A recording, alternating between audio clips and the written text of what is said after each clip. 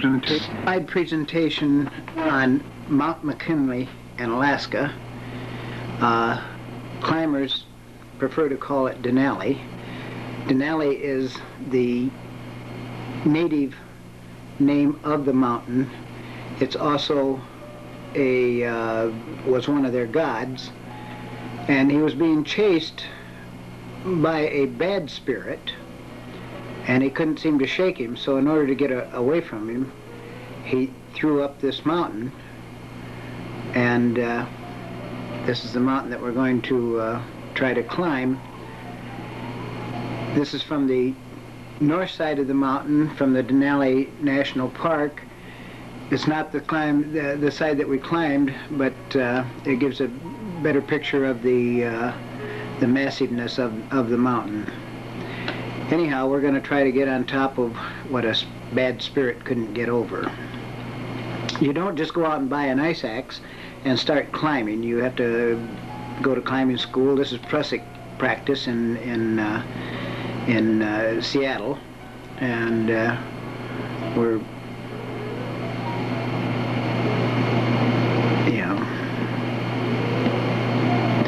I did probably in the 6 months prior 7,000 push-ups, 14,000 set-ups. You don't wait until you get on the mountain to get in shape. I ran approximately 1,000 miles, which leaves your tennis shoes looking like this. You also do much planning before you get on the mountain. You can't just go out and get on the mountain. You have to know where you're going and so forth. This is one of the maladies of climbing.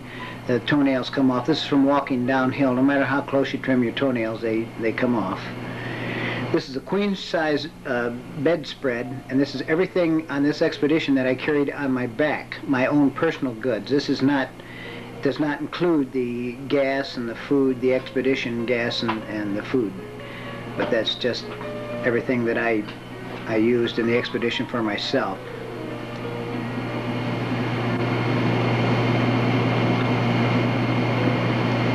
This is the boot setup, starting with the white sock in the upper left corner there. Then you put on a little plastic baggie like you get veggies in at the grocery store. Then the red wool sock, and then the Avil light, that's the boot in the upper left-hand corner. And then the Kofak, the white boot, and then the overboot, the blue and red boot, and then finally the gaiter, the black gaiter in the center. You're talking $445 worth of equipment there just to keep your feet from freezing.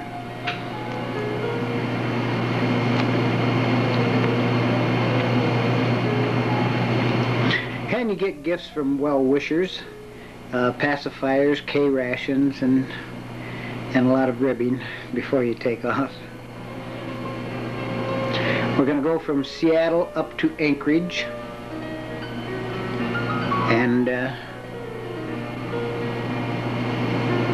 yeah. Inside the carabiner is the park, is Denali Park, in which Denali is located with Fly Alaskan.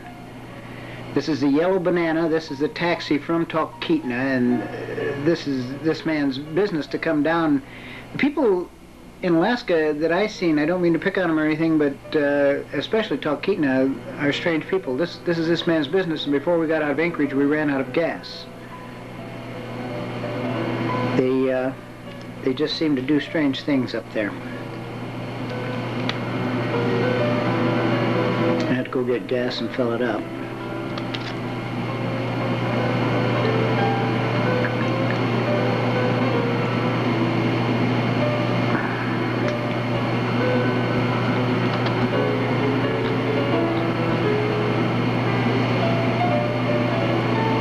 Okay, as we're pulling into Talkeetna, you just faintly see the mountain there, but the weather closed in behind us, and we had to stay in Talkeetna.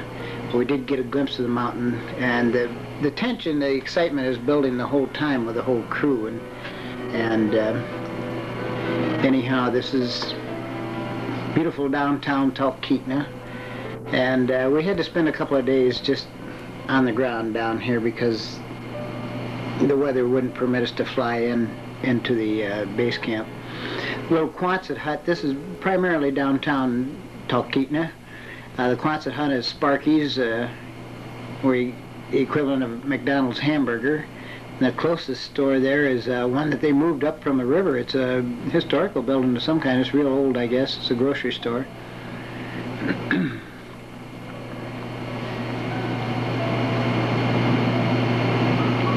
We set up camp in the baseball diamond, the local baseball diamond, the park there, and waited out the 2 days. Of course, this was our headquarters, just a few feet away from there, and hot dog roast and a lot of time spent just milling around, going crazy waiting for the weather. This is where we ate there. I'm talking 1983, and breakfast cost like $7. The dog there is laying in the main street of Talkeetna. It's kind of a laid-back place, this Talkeetna, as I said. They had cinnamon rolls there that cost somewhere in the neighborhood of $2, but boy, you could hardly eat one of them. They were really big. Same way with a $7 breakfast. It was hardly, you know, it was more than a man could hardly eat. Yeah, that's a jukebox, and it really works. It really works. The old Nickelodeon. This is inside the restaurant. You notice the interior walls and so forth. It's you're not in your basic downtown New York here at all. This is Ward sitting there in the inside of the restaurant, the table where we ate.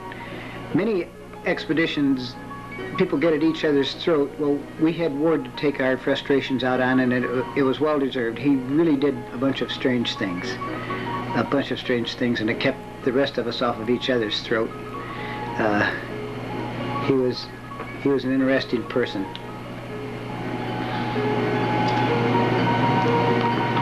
That's Bry in the blue coat, my climbing buddy. You'll hear more and more and more about him. You're walking around Talkeetna, and you see the flowers, and you're loaded with film. You take pictures.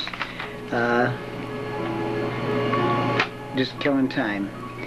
And flowers. This was interesting. I guess it was brought in because you have a parking meter in Talkeetna as kind of a joke. This was the local tavern, and see the guard dog there, and the parking meters were just set up there. They weren't really hooked up.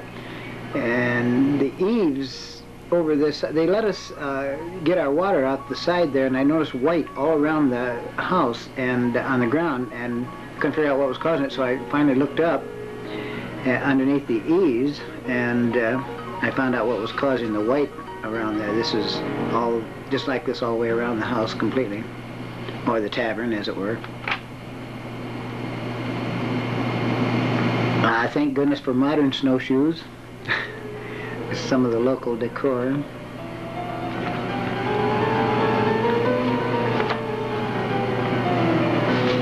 This is a basketball game in the main street. Now, if you got a hot play going on, the traffic waits. If things aren't moving all that much in the basketball game, then you might move over and let the traffic go through.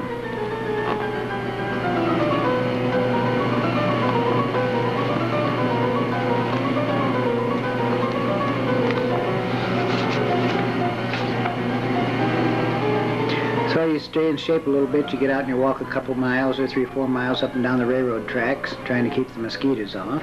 It's me and Brian. Brian is my #1 climbing buddy. I'd climb more with him than anybody else.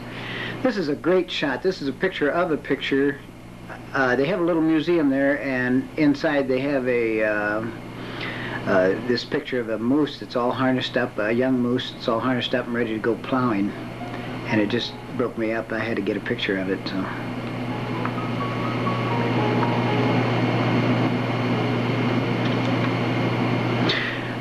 This is the fire flowers or something. Somebody might know the name of this. Anyhow, the local natives told me that this is how they forecast when the first snow is going to be. Now, we're there at the 1st of July, and they're telling me that the first snow, according to how high the flowers are blossomed out up on this, will be in about a month. I don't think I'm quite ready for snow the 1st of August, but now with all the room around they have around there, pay attention to what's being done here. It's an old log cabin, and even to the point of putting in the window in the up above there. Why didn't they just, you know, if they're going to build a split level, why didn't they just go out and build a whole new house instead of doing this? And all the yards are the same there. There are no lawnmowers in Talkeetna. Absolutely no lawnmowers. As I say, it's an interesting part of it. This is not downtown Mountain Home we're talking here.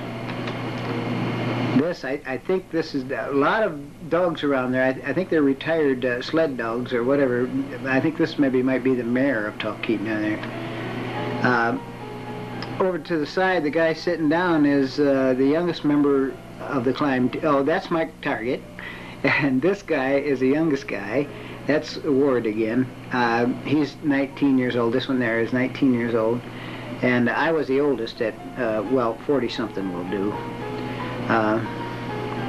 Okay, the weather's beginning to clear. We're going to head for the mountain now. We have to go down to the Talkeetna Air Service and check in there.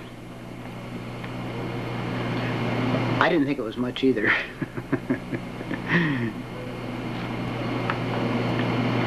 This is the plane that you take up. The idea being that the pilot sits free in the front, another person sits beside him with maybe stuff in his lap. The back is filled up to about the level of the window, and then somebody climbs in on top of it. We had the tents under there trying to keep some of the rain off. That was the bad weather while we was waiting for this to go on up to the mountain. This is your apparatus for landing on the glacier, you know, also back at Talkeetna on dry ground, and that's how you get the job done. Finally, we're taking off.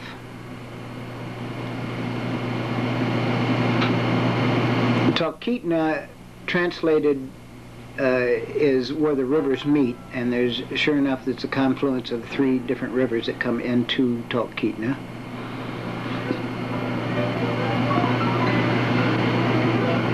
We're heading for the mountain. It's really, you can't imagine the excitement that's beginning to build. Going over tundra now, with it just, there isn't any trees, just shrubs and high grasses or whatever with the lakes. This is Jay Hudson. He's the son of Jim Hudson that runs the air service up there, and Jim Hudson being quite well known as a Alaskan bush pilot.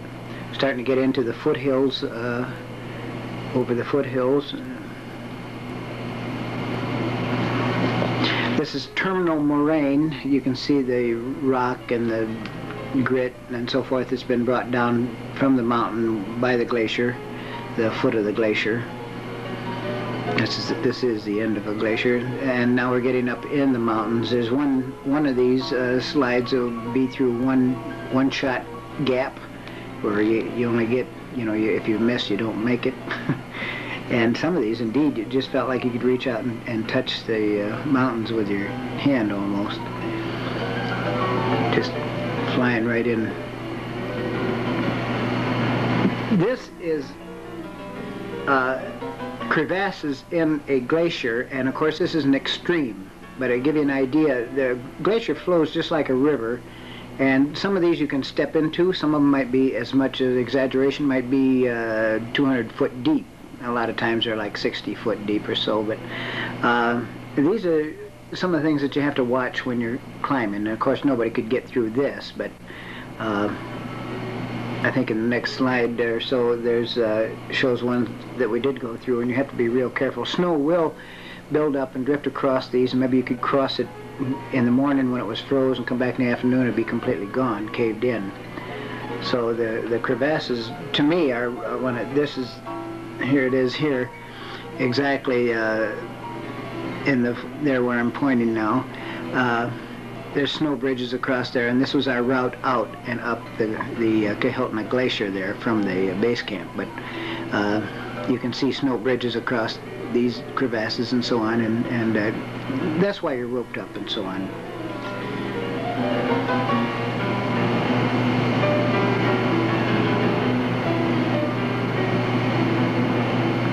Now this is back at the Cascades in Washington, and I put these in. We're doing ice or setting up Z-pulley practice there, rescuing people out of crevasse. And the reason I put these in is so that you might get a better picture of what a crevasse is. And there's a series of about 4 slides here that is not up there. It's just, again, just to show you what's happening in what a crevasse is like. There's one right in front of the group there. And if you're down in a crevasse looking up, that's what you see. If you're down in a crevasse looking down, that's what you see. And the same thing looking sideways. Inside those crevasses, it doesn't show in these slides, but is the most beautiful hue of blue, color of blue I've ever seen in my life. They're just gorgeous. This is the Kahiltna base. This is where the planes land. This is where all the expeditions start. We'll be traveling from Kahiltna base up the Kahiltna Glacier and then up the west buttress, probably, we're talking ballpark figures, 20 miles. And you actually end up climbing the mountain twice. Because you know, except for summit day, because you have to shuttle everything up and make a cache, and we'll get more into that. This is where Frances lives. She is a quite well known among the climbers.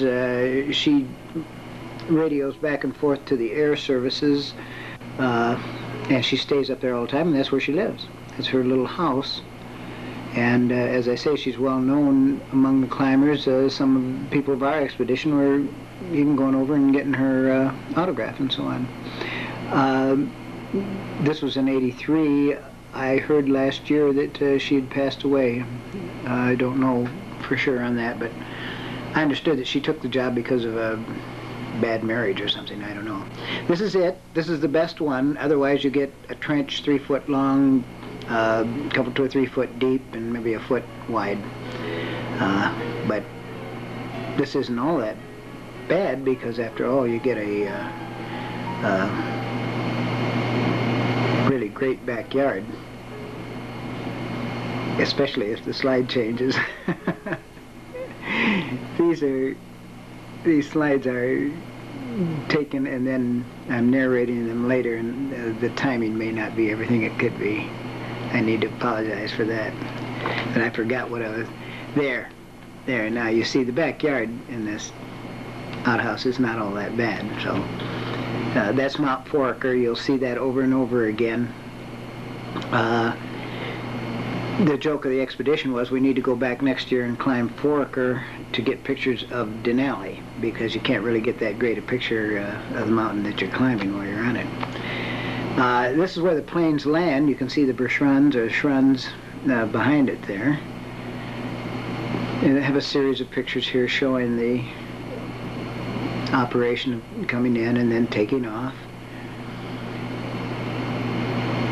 I'll give you an idea of how vast it is up there. I'd climbed in the Cascades, but this was so huge. It just, there's the plane out there in the center of the picture. You might not have even noticed it right off.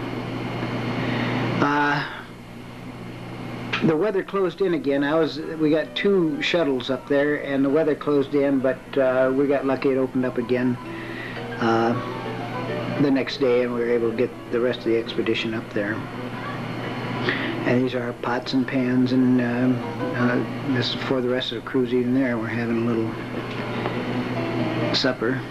And there's a rare picture of Denali. You just, like I say, you don't get pictures of the mountain.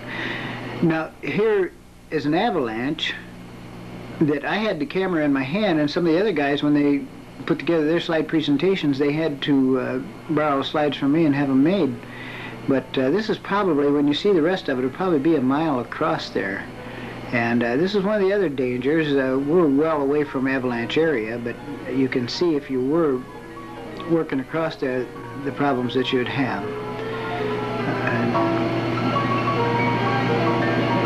Like I say, that doesn't look very big, but that's a guesstimation, maybe a mile across the valley where that's hitting from one side to the other, and it goes clear across.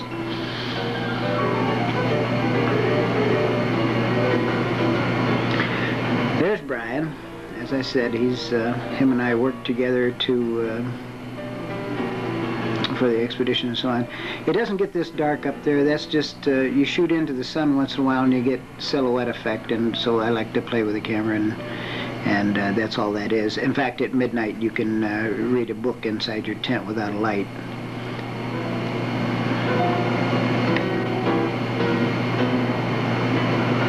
There'll be another one or two of these in the slides.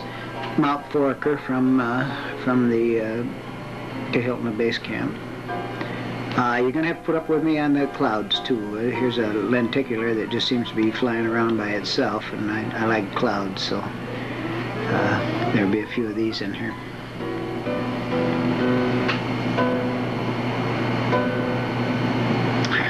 This was our first camp going up the glacier. There'd be a series of about, what, 5 to 7, I forget how many there were now, but you only had to do kitchen duty about once every 3 days. This is Hank and Midge, and I believe Ward was their partner. You have 3 people that do it, and you take turns at it, and like I say, it only turns out you have to do it maybe once every 3 days or so. You do the cooking for the rest of the group.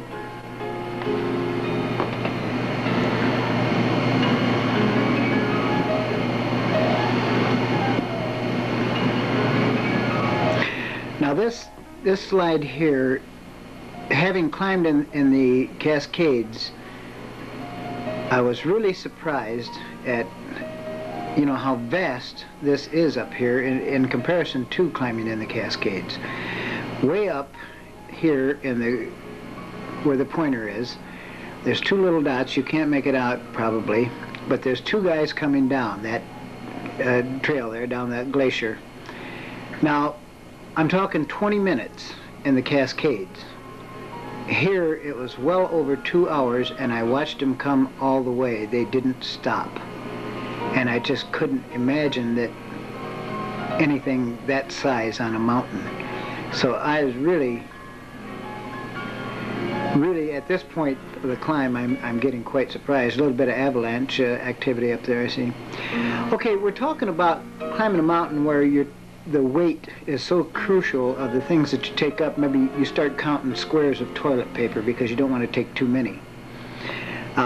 Now, we didn't take them any further than this. This was just our first camp at about 7,000 feet, which was, you go down a little bit from the base and then come back up. But anyhow, these hockey pucks took up fireworks, and it's the 4th of July, and yeah, that's what we're doing. Shadows and clouds, and every place you look, there were always, I'm going to be showing you what, a couple hundred slides here, but yeah, I could have took a couple million. This is Mike Target, the lead, and this is how, if you look at the top of his backpack, there's no roll up there. That means we're leaving the tents there. We're going to take the sleds and the equipment up and make a cache, and then we come back and stay in the tents, and then the next day we tear the tents down and go up. This is what I mean about climbing the mountain twice, except for summit day. You do this every time. You have to take the gear up, cache it, come back, spend the night, then tear yourself down and go back up, and reestablish a new camp.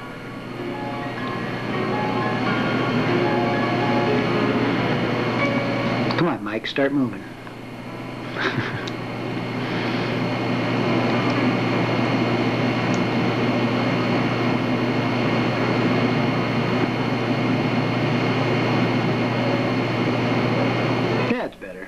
Now this is the various rope teams. There's usually 3, 4 on a rope.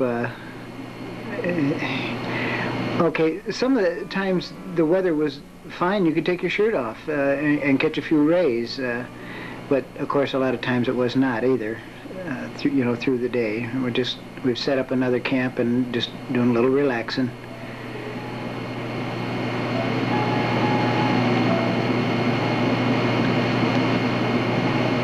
I've got the roll on top, so we're moving the camp this time. Also, you might pay attention to the hardware that's on. I have the chest harness on with a carabiner up there. If I do go in a crevasse, that'll keep me upright. And upside down is not good. And of course I'm tied into the rope altogether by the lower carabiner in my saddle down below there. Balaclava around my neck. It's a nice day. I got short pants on. This is Brian. Moving along. We use the ski poles when there's no real big danger of crevasses, because it gives you a little better balance when you're walking. When we're in areas where we know there to be crevasses, we get the ice axe out and carry those in one hand. Sometimes you carry the ice axe alone, sometimes you carry an ice axe in one hand and a ski pole in the other, and sometimes just the ski poles. Now the Kahilton has begun to fall behind us. You can, as you can see, as I said before, it flows just like a river. It's just a lot slower is all. We're making another camp here, and the weather's getting a little bit inclement, and so we have a few more clothes on in this shot. It seems as though all our bad weather days came on our acclimatization days, so we didn't really lose any time. This is Andy Carafelli. Him, I, and Bry constituted our kitchen group, and I hate them little stoves and all that racket they make all the time. So I played dumb, and I got these guys to run the stoves, and I was a gopher. I had to go get the snow for the water and so on. You melt water for the whole team. You know, you have to drink probably a couple quarts of water a day, or else you're in trouble. And Andy is one of those muscle builder guys, and unfortunately he pulled a muscle or something in his leg. Out of the 15 people, Andy's the only one that didn't make the summit. And I'll tell you more about that as we get higher up on the mountain. A little bit of snowfall in that picture I see. Andy was a neat guy. He was a guide for river rafting in Virginia or something like that, somewhere in the east.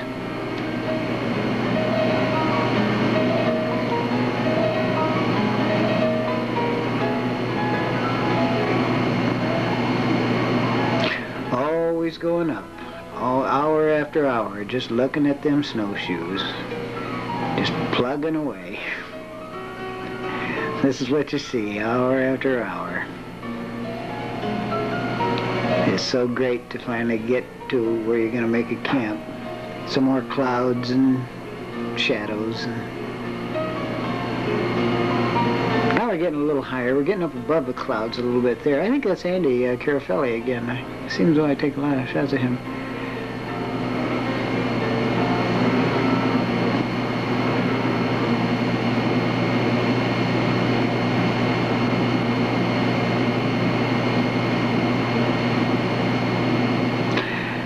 When you get into camp, of course, you know, if you're wet and you're moving, everything's fine. You stop moving and you're wet, you freeze.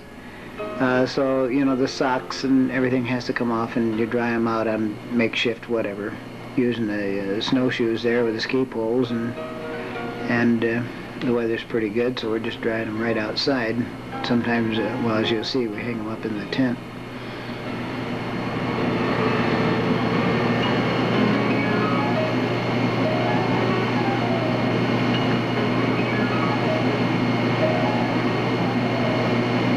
Socks should be dry by now.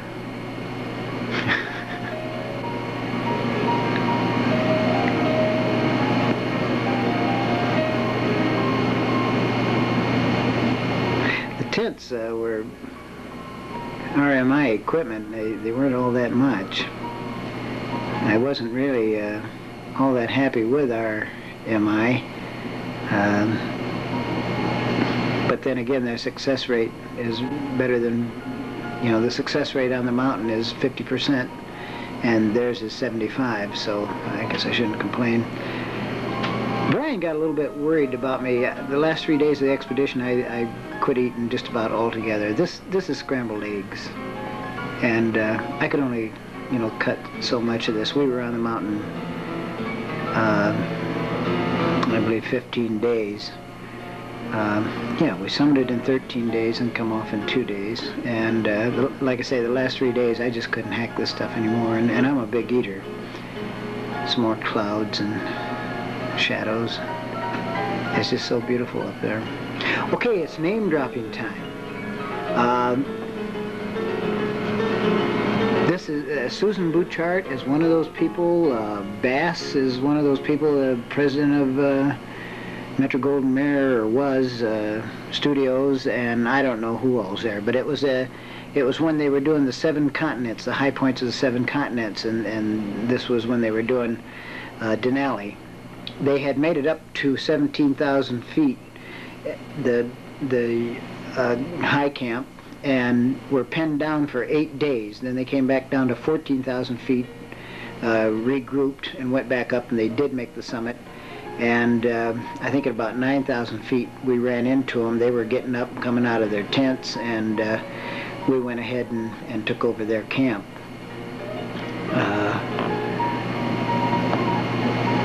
One of the nice things about mountain climbing is you rub elbows or shoulders with your heroes, and this is Phil Urschler, and he's my hero.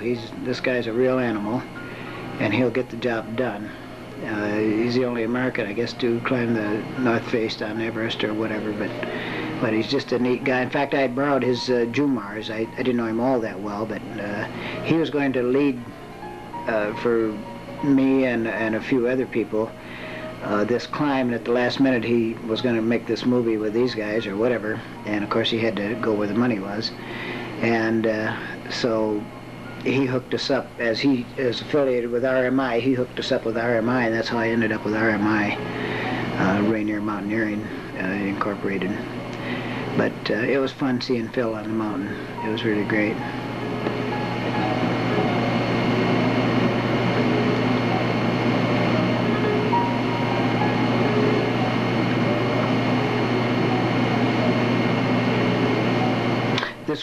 This was their camp, and they moved out, and as I say, and we just moved in. This is where I lived, and this was our kitchen. There's an ice cave there. That's the opening, and we just used that ice cave to cook in and so on, and this was our dining area. It's so beautiful up there.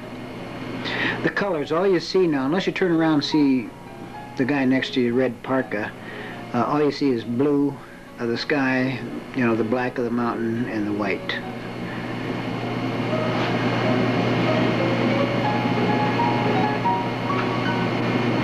I told you I took a lot of pictures of Andy. I looked like him too.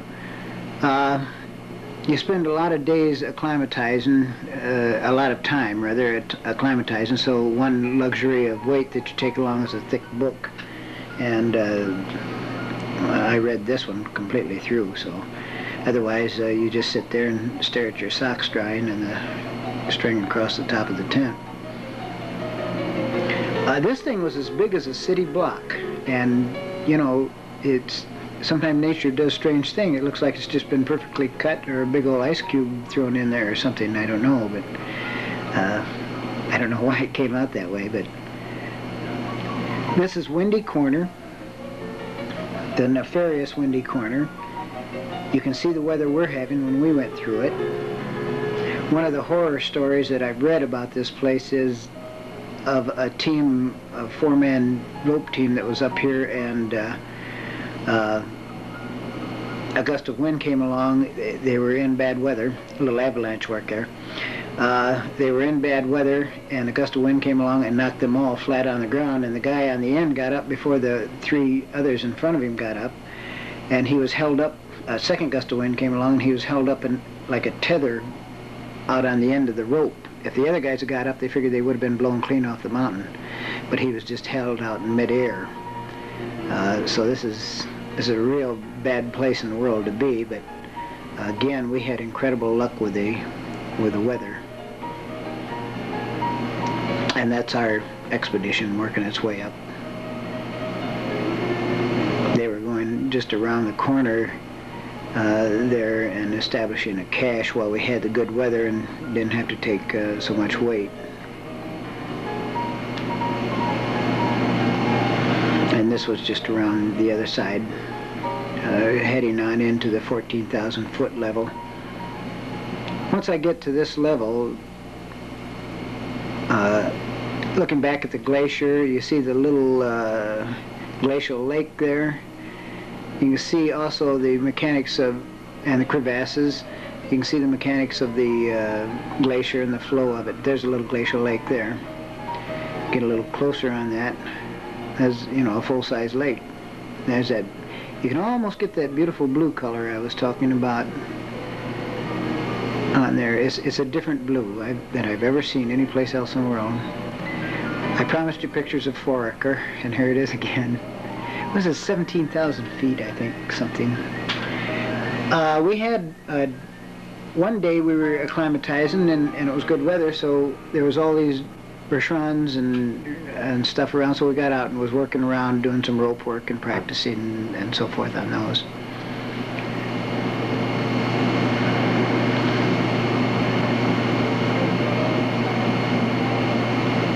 This is another one of those shoot into the sun and get strange pictures. Again, it wasn't that dark. I like the sparkly on the snow. In fact, I didn't see that with my eye. This is like a picture of a picture, like from National Geographic or something like that, and it really shows what we're going to do. We're now down here at the 14,000 foot level, and the steepest part of the whole climb is getting up here on this ridge, which is the west buttress. And we're going to work our way up to there, which is the 17,000 foot camp, and it's also the high camp, and we'll go to the summit from there. Right up that ridge, yes. Oh, from there we work across over to there, and go to the south summit, which is the highest of the two summits. There's one to the north, which is lower, and right up that route there.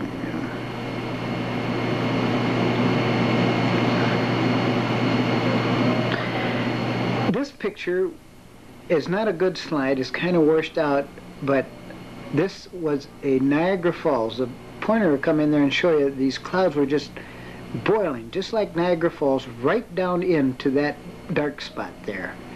And it was so interesting. I was really amazed at that. It was like watching a waterfall of clouds. I mean, they were moving fast, just like water. And that's Foraker over there in the one little mountain sticking up on the left there.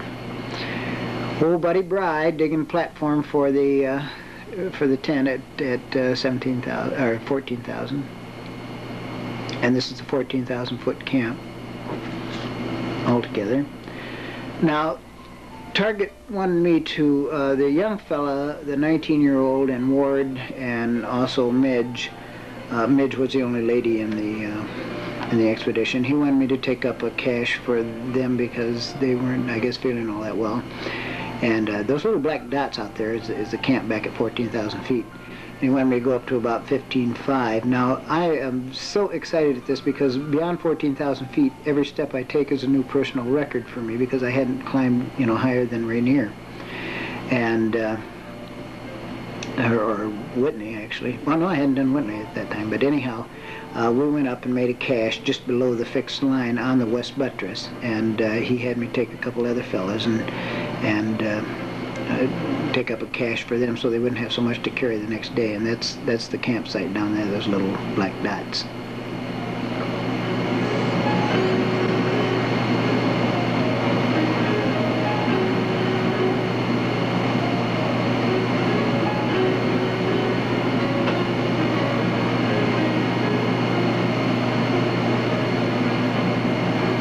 Suntan lotion.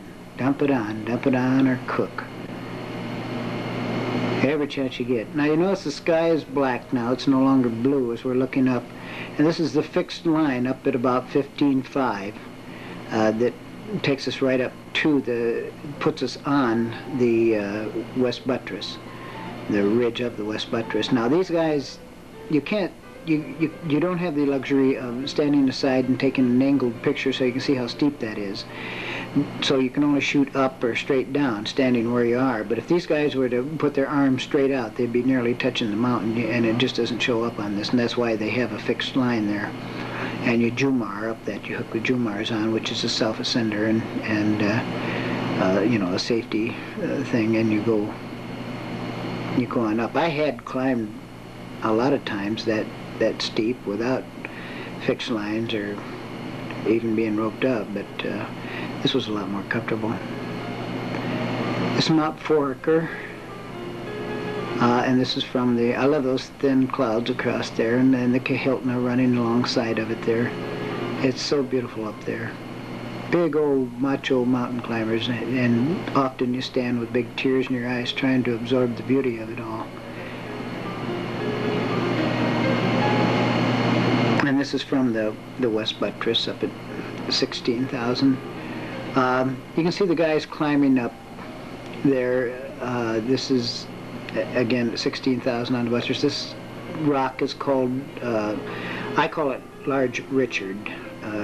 Use your own imagination. Climbers call it something else, but this would be a family video, so anyhow, this is the northern peak of Denali, and it's not as high as the southern, so we're not going that route at all. And we'll be over on that saddle at the right.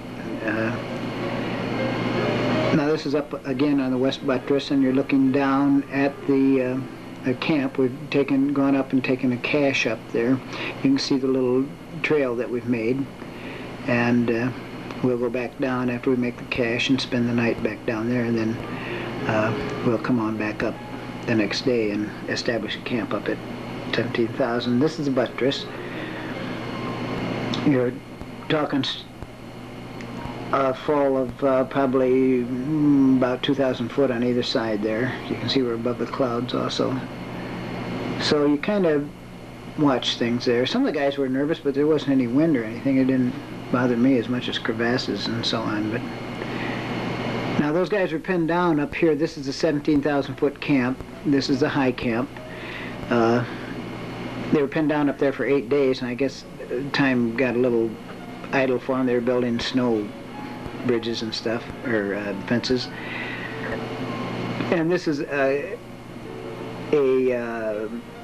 ice cave that they had built, and probably big enough to park 2 or 3 full-size cars in there. And it was Bry and I's turn to melt the water for the expedition, and one of the fires went out on one of the stoves, and Bry was relighting it, and all of a sudden the whole thing was engulfed in flames, and I dove for the door, and I got about halfway out, and it dawned on me that my best climbing buddy was back in there, so I turned around, and but it was okay because I met him coming out.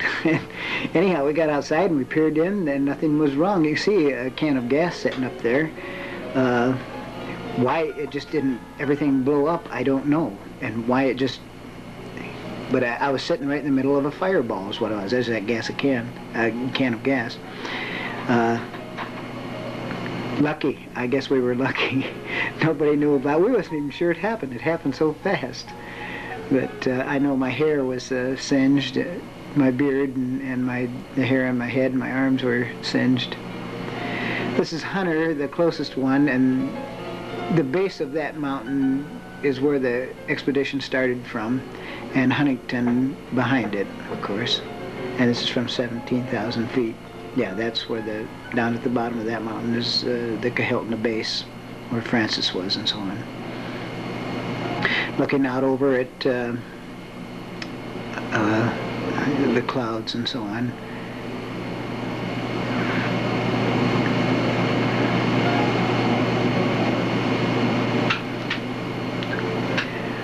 Clouds and shadows. I promised you clouds. Some of them look a little funny to me. This is Big Hank, Midge's husband. The only thing bigger than him was his heart. He was a super guy. Putting on crampons there, you can see some of the gear. Tying, the simple act of tying your shoelace was a major thing to do up there. You have 50% of the oxygen at 18,000 feet that you do at sea level. And just walking with 2 or 3 breaths in between each step is the equivalent of running at full blast at sea level. So it's just, you know, it takes a long time to do something like just putting on these crampons and so on. It's a major undertaking.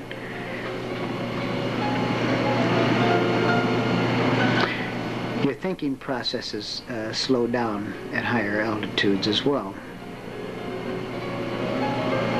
This is a joke picture. Remember those?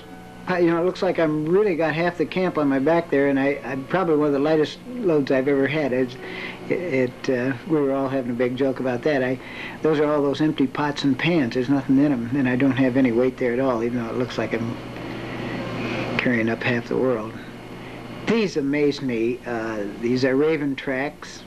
In fact, at 17,000 feet. In fact, we lost one of our caches, 2 Ravens, at I think it was, we put a small one in at 16,000 feet, just in case we didn't reach 17,000 feet, and the Ravens took it out completely. Now, you don't have the luxury of going over and investigating everything, but I thought I seen some lichen up at about 16,000 feet too, but I wasn't sure. It might have just been a discoloration in the stone, but I can't believe them Ravens were at 17,000 feet.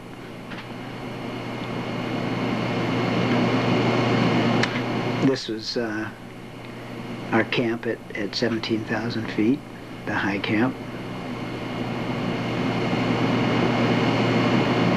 This is where I lived, and that's the trail we took up to the saddle, 18,000 foot saddle. This was evidently after we came down, because the trail wasn't there before. This is Mike Target and Roger, the climb leads. We were to be in radio contract with Frances the whole time, and we never were, except we finally reached her from the summit. We were getting weather reports by airplanes going over, you know, jet airplanes. We could listen in on their conversations, we couldn't talk to them, of course, but we could hear the people up here at this point. I had worked out so hard. I knew Brian had, and one other fellow in the expedition had, and we weren't having trouble. I never had trouble, never had any altitude trouble at all, but I was in marathon shape. And these guys were half my age, and they were throwing up. They were walking around disoriented, just aimlessly. They were, you know, sick, massive headaches, lethargic, and I was having the time of my life. I was so high. I can't imagine what people do with drugs. This is just the rime ice on the rope coming off, supporting the tent, and give you an idea how cold it could get. Now we're heading for the summit. Finally, we're going to take these slides to the summit, and we're taking off and heading for the 18,000 foot saddle. And this is taken from the saddle, again looking north. The Denali is used as a training ground a lot of times for Everest climbs. World-class climbers I've heard say that it's the equivalent of climbing 24,000 feet because of its approximation to the Arctic Circle, which is only about 200 miles away.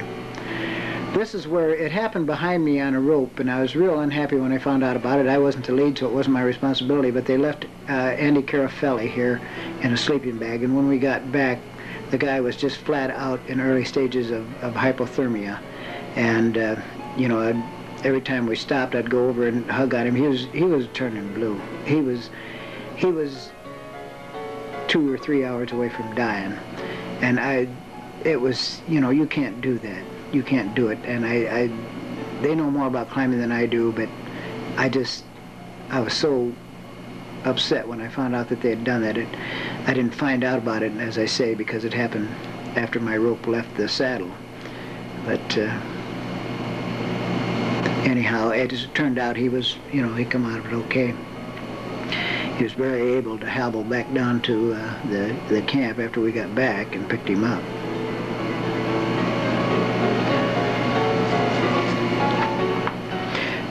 To the summit again. You can see a wand there that one of the other expeditions left behind. We had a clean day, so we really didn't have to do that much wanding.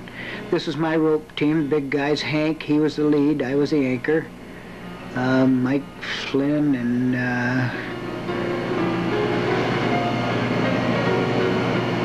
this was in the 19,000 foot saddle. From here, all we had to do was go up this last 1,000 foot, up there, and then come across the summit ridge over to there. That's all we had left to do. Maybe 3 or 4 hours work. This is the summit ridge, moving across there. And the summit is, also this is the summit ridge. And that's the summit over there.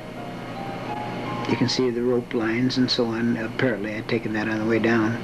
We were one of the first ropes up, and there were, what, 2 or 3 ropes there behind us, and they're working their way up. That's it. That's it. There ain't no more. We done made the summit. Welcome to Denali. 20,320 feet, I guess it is. I was just elated. There's Brian. I wasn't aware that people around me were having trouble. Again, the other people that hadn't worked out quite as much were Midge, who was just always full of fun and making jokes, was disheveled in a crying heap. Again, people were throwing up. They were just blinding headaches. They were nauseous. We had about 6 cases of frostbite. I estimate there wasn't a whole lot of wind up there, but I estimate that it wasn't all that cold. I don't think it was 10, 15 degrees below or something like that.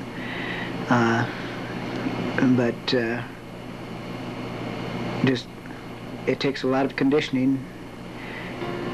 Brian and I, we never planned it, but whenever we climbed, one or the other of us would bring a Twinkie along. And as I say, it wasn't planned. If I had one, he didn't. If he had one, I didn't. Never did we go climbing when one of us didn't have one. Or never did we go climbing when both of us had one.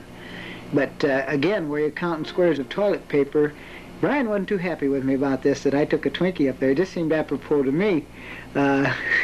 Anyhow, I pulled out the Twinkie, and Brian, a Sunday school teacher, was very close to swearing, I think. He just wasn't happy with it. I was having a big time. You can see that in my smile there. Frost on top of my camera case. But